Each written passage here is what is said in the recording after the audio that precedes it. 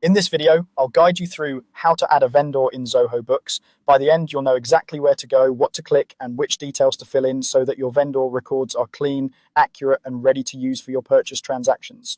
Let's start from the very beginning. Open your web browser and go to books.zoho.com. If you're not already signed in, log into your Zoho account the way you normally do. Once you're in, you should land on your Zoho Books dashboard where you can see an overview of your organization's finances. From here, look toward the main navigation area. Depending on your layout, this will usually be on the left side of the screen or across the top. Find the section labeled Purchases. This is where Zoho Books groups all the features related to bills, expenses, and vendors. Click on Purchases to open that section.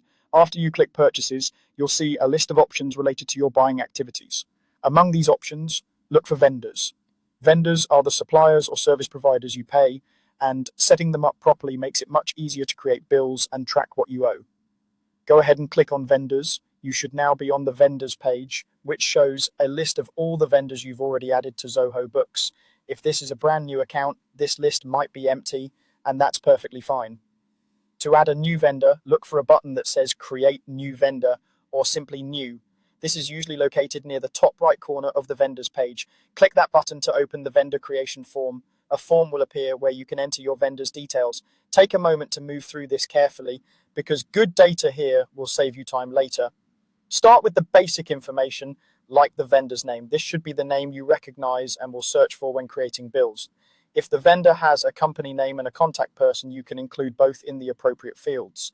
Next, fill in the contact details. Add the vendor's email address if you have it, as well as their phone number and mailing address. This information is useful for sending purchase orders, bills, or payment remittance advice directly from Zoho Books, and it keeps everything stored in one place. You may also see fields for things like currency, payment terms, and tax-related information. Choose the correct currency if this vendor bills you in a currency other than your default. For payment terms, you can select options like due on receipt, net 15, or net 30, depending on what you've agreed with the vendor. Setting this correctly helps Zoho Books calculate due dates automatically. If your region requires tax details, such as a tax registration number, enter that here as well. Some accounts will have additional fields for notes or custom fields. Use these areas to capture anything specific you might want to remember about this vendor, such as preferred payment methods or account numbers. Once you've entered all the necessary information and double-checked for any typos or missing fields, you're ready to save.